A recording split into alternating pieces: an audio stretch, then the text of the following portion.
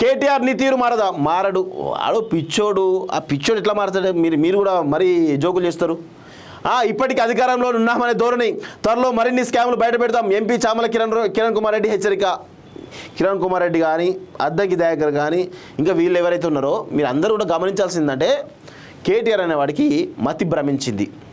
మీరు ఎంత ఊరినా వేస్టే, మీకు పిచ్చి లేదు తప్ప వాని పిచ్చి తగ్గదు.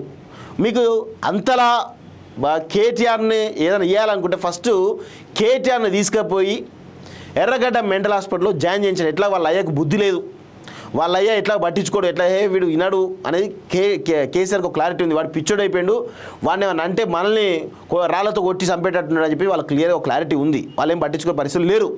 మీరైనా ఒక ఎంపీగా కాంగ్రెస్ ప్రభుత్వంలో భాగస్వాములు ఉన్నారు కదా, మీరైనా దయచేసి వాడిని తీసుకుపోయి ఆ ఎర్రగడ్డ మెంటల్ హాస్పిటల్లో జాయిన్ చేయించండి ప్లీజ్. ఎందుకంటే వాని వల్ల ఎంత పెద్ద ఎత్తున అంటే ఏదో కాంగ్రెస్ పార్టీకో లేకపోతే రేవంత్ రెడ్డికో లేకపోతే ఇంకెవరికో నష్టం జరుగుతలేదు, తెలంగాణ సమాజానికి నష్టం జరుగుతూ ఉంది, తెలంగాణ రాష్ట్రం నష్టం జరుగుతుంది వీడి వల్ల, వీడి పిచ్చి వల్ల. అందుకే నేను ఒకటే చెప్తా ఉన్నాను, మీరు తీసుకుపోయి ఆ మెంటల్ హాస్పిటల్లో జాయిన్ చేయించాను కొన్ని రోజులు దయచేసి.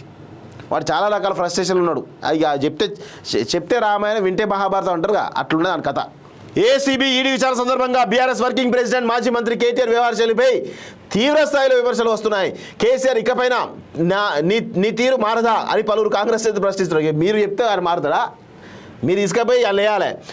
రాబోయే రోజుల్లో మరిన్ని కుంభకోణాల ఆధారాలతో సహా బయట పెడతామని స్పష్టం చేస్తున్నారు. ఇంట్రాగేట్ చేస్తున్నది ఏసీబీ అని గుర్తుపెట్టుకోవాలని హితవు పలుకుతున్నారు.